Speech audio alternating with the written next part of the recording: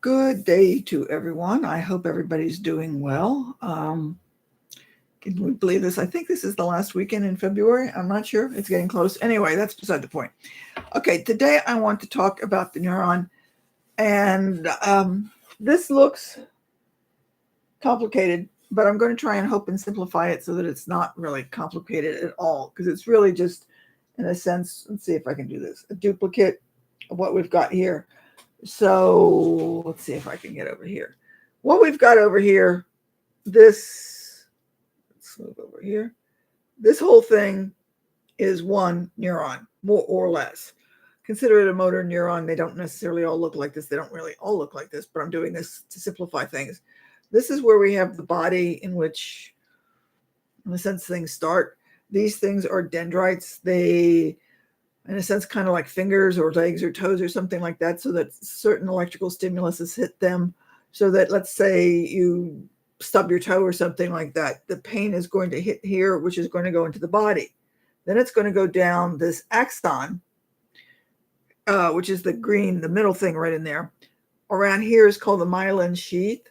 This develops as children go older, and as they age, they get a better myelin sheath that kind of insulates the axon and makes it transmit the electrical stimulus better. So it's an insulation, and it keeps things from sort of like impinging on it, so that if you had other things hitting it from elsewhere, it would still do its job and keep sending the message down. In this case, you stub your toe, you're saying, whoops, hurt. So that idea of pain goes down the axon until it gets down to the bulb at the end. At which point, then all of this becomes chemical and electricity. And it jumps, and it jumps over into this next one. Now, what you've got over in here are what you refer to as the neurotransmitters. Whoops, there we go. And some of you have heard the neurotransmitters like dopamine, serotonin, adrenaline, things like that. And there are a variety of different things depending on what the message is that's being sent down here. And so it becomes chemical in here. And if the receiving dendrites over here from this particular neuron are keyed correctly, they will be accepted over here, at which point it gets into the next neuron and it proceeds to go down the next path till it gets down to the next bulb, at which point it works its way down to wherever it's going to go. In this case, as I said, that it's going to be you stub your toe. So the pain hits one of these dendrites. It goes down here. It says, whoops, I hurt. It goes down until you hit your brain. And then your brain says, whoops, and it sends a message to pull your toe back so it stops hurting, so to speak. Okay? Does that make sense? So what this does is makes a circuit, if you will, from wherever the pain or something happens to the brain and back again, generally speaking. Some cases it won't necessarily have to go to the brain, but I'm not going to worry about that at this moment. So do you get the basic idea? So what you've got here is this is a spot where it becomes chemical because it's electric and chemical. It's electrochemical kind of reaction. So you actually do have electricity in your body. That's what you mention or what you measure when you say EKGs and things like that. Okay? Does that make sense? I hope, maybe, perhaps, could be. Now, the thing about it is, well, since I was talking about stubbing your toe, let's just say, for the sake of argument, if you ever wondered why, if you take an aspirin, it knows to go to your toe, as in this case when I said you stub your toe, as opposed to your finger, your brain for a headache or something, because when you've got the pain in here and it sends it down, you get the aspirin that comes in. And so let's say you stub your toe over here and you take the aspirin and it gets picked up over here. Remember when I said it's got keys in here? So the aspirin, the chemical components of the aspirin will interact with the pain molecules over here. And if they fit, which the aspirin's designed to fit the pain. So essentially, if you've got whatever the pain molecule is and the aspirin components, it's sort of like is supposed to neutralize it. And so they meet each other and then they kind of go from there so that you could not have any pain at all. But if you took the aspirin, there would be nothing for it to key into because there's no pain molecule being sent down your neurotransmitter. Does that make sense? I hope. Okay. The same process, and where I really want to go into as far as learning is concerned, the same process goes in with the concept of memory. So let's just go back to this concept of you stubbed your toe. The thing about it is you go through and it goes through the process and it goes to your brain and you come back and move. But also at the same time, you've also got other neurons that are taking the message of, oh, tree or furniture or whatever it is and where you stubbed your toe. So that you've got, in a sense, parallel neurons working, so that at the same time that you've got something traveling down here about the pain, you also have a neuron that's basically making comments about where it happened. So therefore, that when you see that, the two of them are going to go together, so that when you see whatever, let's say a tree stump, and you see the tree stump, you're likely to remember the pain when you stubbed your toe. Okay? Or maybe, many years ago, I woke up one morning and I had basically a black eye right about in here. Couldn't figure out because I didn't remember concussion. I realized later.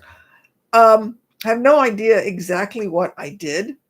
However, every once in a while when I walk by the kitchen, the hood over the oven, when you press the button to have the exhaust and the light and everything else come on, every time I go there, not every time, but frequently when I go there, I have a momentary kind of like draw back.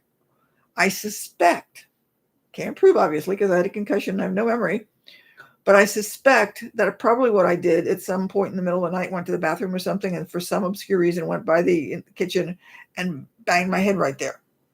So that part of my head, even though I don't remember it, part of my head's got a memory. The neuron recorded a memory of when I hit something that caused a black and blue mark up in here. Because it was really nasty. I mean, people looked at me and wondered, who beat me up or something like that if I'd been mugged. But again, it had to be a nasty thing because it gave me a concussion. So that what you've got is that your memory travels with the neuron. And the stronger that it fits this particular process, so that if I had two strong neurons together that were interacting with each other, the memory is going to stay there. So let's think in terms that you've learned 10 words vocabulary, the capitals of the states or something like that. And you're looking at, I don't know, a picture on the wall or something like that. What you're more likely to do is incorporate those capitals of the state with that picture, because the neurons are working together at that particular point in time. So as they go, the memory of the capitals of the states go down. You're also having those visual cues on those visual neurons that are basically saying, I'm looking at this picture and I'm saying all these things. And the two of them ultimately kind of like tie up to each other, so to speak. They don't entangle with each other, but you end up having them come along at the pathway. And at some point in time, the memories kind of like, or the information from both could create a memory, and which when you see that picture, it might be 2 years from now, and for some reason you'll be looking at the picture and suddenly you'll start thinking of a state capital, and you're sitting there saying, where did that idea come from? Because you're not going to remember that you did the studying about the state capitals when you were looking at that picture. Okay? So that when you have these memories from someplace and it's like, where in the world did that come from? Likely that somewhere in your past, two things came together, though you may not remember, because you had two neurons pull the information together. Like in this case, if they were sort of like simultaneous, and at the point, let's move it over here. At the point that you were doing the state capitals over here, you also had a neuron that was recording the memory of the picture, and the two of them blended together. And so you're going to have that memory come together, that when you look at that picture, you're going to think of the state capitals.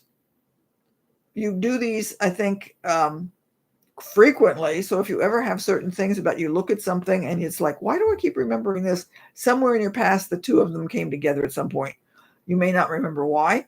And it may not necessarily be that you physically saw it in your house. It may be something that you make a connection because you were watching TV or whatever.